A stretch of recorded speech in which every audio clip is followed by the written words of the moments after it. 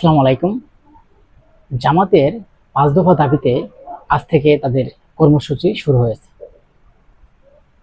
১ October থেকে আপনার ১০ October পর্যন্ত সারা দেশে এবং ১০ অক্টোবর বড় সমাবেশ করবে এবং সারা বাংলাদেশে আন্দোলন সংগ্রাম তুলেছে এবং পিআর সহ তারা ৫ দফা দাবিতে আন্দোলন সংগ্রামে নামেছে। এবং জামাত ইসলামের কথা হচ্ছে তারা ৫ দফা দাবি এবং তাদের প্রধান দাবিতে হচ্ছে যে পিআর পদ্ধতি নির্বাচন, আগামী জাতীয় সংসদ নির্বাচন সেটা পিআর পদ্ধতি হতে হবে। এটার জন্য তারা মাঠে নেমেছেন এবং সেই নিয়ে বিভিন্ন রাজনৈতিক মহলে বিতর্ক এবং বিতর্ক সৃষ্টি হয়েছে এবং রাজনৈতিক অঙ্গনে বিভিন্ন ঝামেলা সৃষ্টি হয়েছে। বিভিন্ন রাজনীতিকের ভিতরে একটা একটা রাজনৈতিক অঙ্গনে ঝড়, এক কথায় বলা হয় যে ঝড় সৃষ্টি হচ্ছে।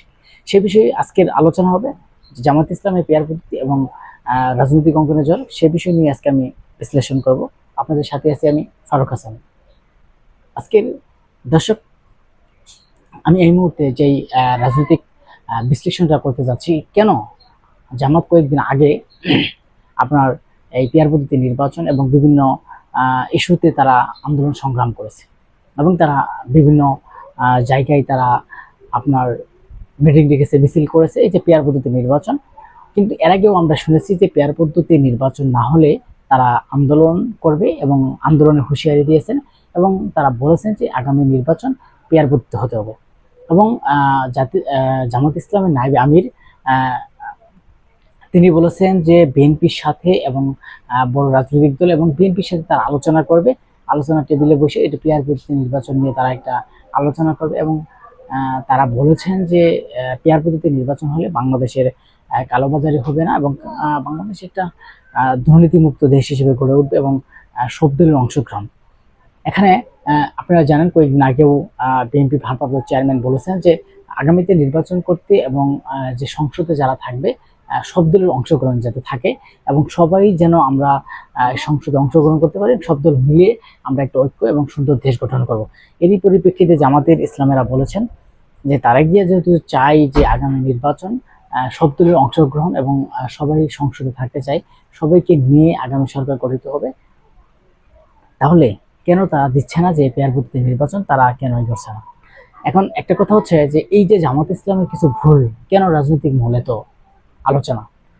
আমরা দেখেছি যে আগে বিএনপি যে ডক্টর ইউনূসকে বারবার বলেছেন, নির্বাচন কমিশনারকে বলেছেন যে নির্বাচন তাড়াতাড়ি নির্বাচন দেওয়ার জন্য এবং নির্বাচনকে সুষ্ঠু এবং সুন্দর করার জন্য এবং তাড়াতাড়ি নির্বাচন বাংলাদেশে গ্রহণযোগ্যতা দেওয়ার জন্য।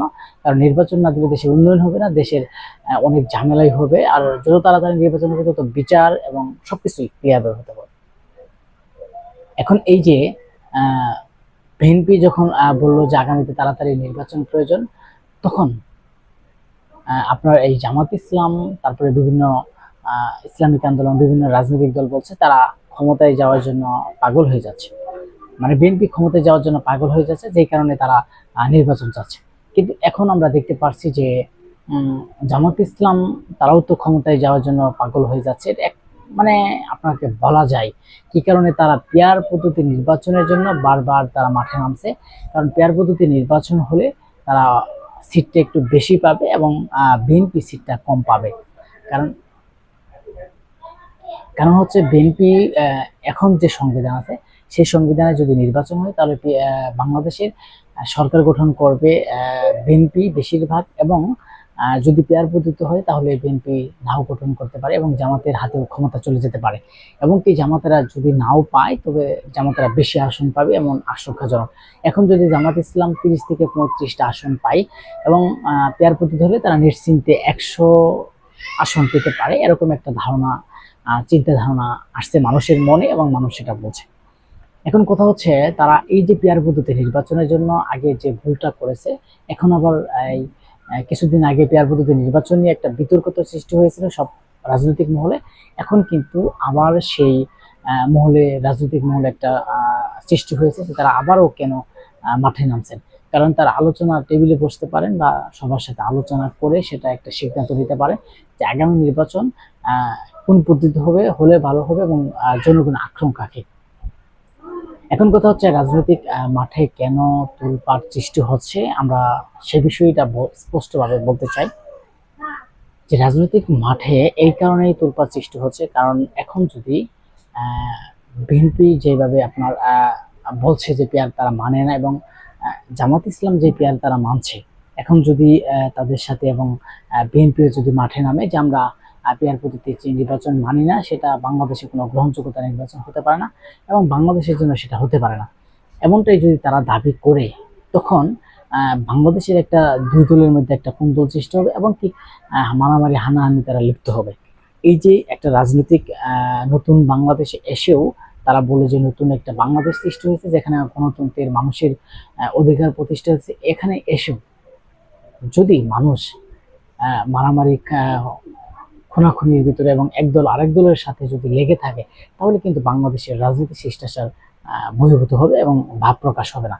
এই জন্য আমরা বলছি যে আগামী রাজনৈতিক আসলে বাংলাদেশের রাজনীতিকটা একটু খুব খারাপ জিনিস বলতেই দেখা যায়, কিন্তু ক্ষমতায় যাওয়ার জন্য এদিকে বিএনপির নাম হচ্ছে যে বিএনপি ক্ষমতায় যাওয়ার জন্য পাগল হচ্ছে, এইদিকে অন্যদিকে দেখা যাচ্ছে যে জামাত ইসলাম তাদের দলকে সুসংগঠিত করার জন্য কাজ করছে, এবং কি তারা কিভাবে আগামীতে ক্ষমতায় যাওয়া যায় সেগুলো তারা তাদের প্রকাশ করছে। এখন আমাদের প্রশ্ন হচ্ছে যে এই যে একটা রাজনৈতিক অঙ্গনে সৃষ্টি হয়েছে, জামাত কেন এই ভুলগুলা করছে? কয়েকদিন আগে জামাতের নাইবে আমির নিউ ইয়র্কের এক ঘটনায় তোলপাড় সৃষ্টি হয়েছিল।